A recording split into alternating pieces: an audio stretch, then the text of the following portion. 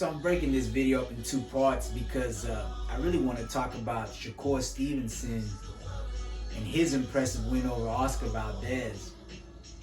And I'll be honest, I didn't really think Valdez had a chance. Yes, he's a good boxer, but what people fail to realize is that Burchell, after the COVID,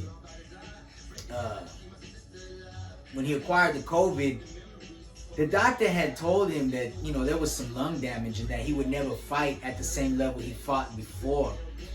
And so many people were impressed by what Valdez did to Burchell, but, if you follow boxing, you know these things. And Oscar Valdez, he's a good boxer, but he's not great. And what you're seeing with Shakur Stevenson is the rise of a great boxer. Very skilled. And he was very elusive when he needed to be. But if you notice that probe, he kept probing him, and that was a good tactic. And Valdez, trying to weave around it, and that wasn't the best route to go. Styles make fights, and it's not just Shakur Stevenson's style, but it's a combination of that and the level of his skill. And we're talking about a silver medalist and someone who's on the rise. And,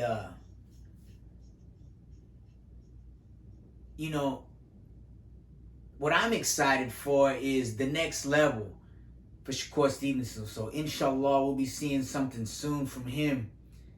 And,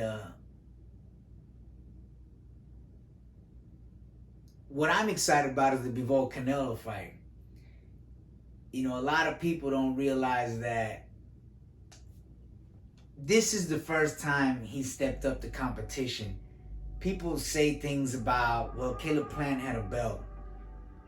Who was ever talking about they fear Caleb Plant? What's that other guy? Billy Joe Saunders, right? Who was ever talking about they feared Billy Joe Saunders? Bivol has a body of work that is impressive. And so that's what I'm excited about. And inshallah, we're going to have another weekend of some great boxing. I thank Top Rank for giving us this fight, because and I thank Oscar Valdez. We got to give Oscar Valdez a lot of credit, because a lot of people are not going to take that risk. They're afraid of tarnishing that record. And, he's a warrior. He gave it his all. And, it wasn't a bad performance on his part. He gave us a great performance. It just wasn't good enough. And we'll see what happens. Errol Spence, watch out. You ain't ready. Now they're talking shit about Bomac. Get the fuck out of here. Talk shit about Bud. You don't want to talk shit about Bud. You started talking all that shit, and now Bud's gonna fuck you up. You know why? Because he's gritty. He's a real dog. And if you've ever been to Omaha, Nebraska, North Omaha ain't a nice place. I've been there, 24th and Lake. Been all around there. I'm not from there, but I spent some time there. And it ain't no punk ass city. Forget that shit you seen on Belly. That was some fictional shit. So be ready, guys. And thanks again for all the views and the good comments, even the bad comments.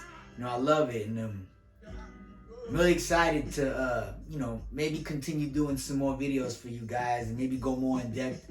I'm not an analyst. I'm just a lifelong fan. And, the whole decaf thing, I don't think you should call anybody a decaf. Your level of fandom might not be the same. Everybody can't watch every fucking fight. Some of us got real lives, work 40, 50 hours a week to provide for our families, to give our families everything they want. And some of us like other fucking sports too. Although boxing, for me personally, is number one. I'm a Celtics fan. I'm a Houston Texans fan.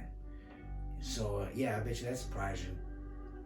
But yeah, and I'm excited to see what we got going on in the future. In boxing, Devin Haney, Kambosos. I'm excited about that. So thanks guys again, and hopefully I'll make some more videos. And Eid Mubarak to everybody who just completed Ramadan.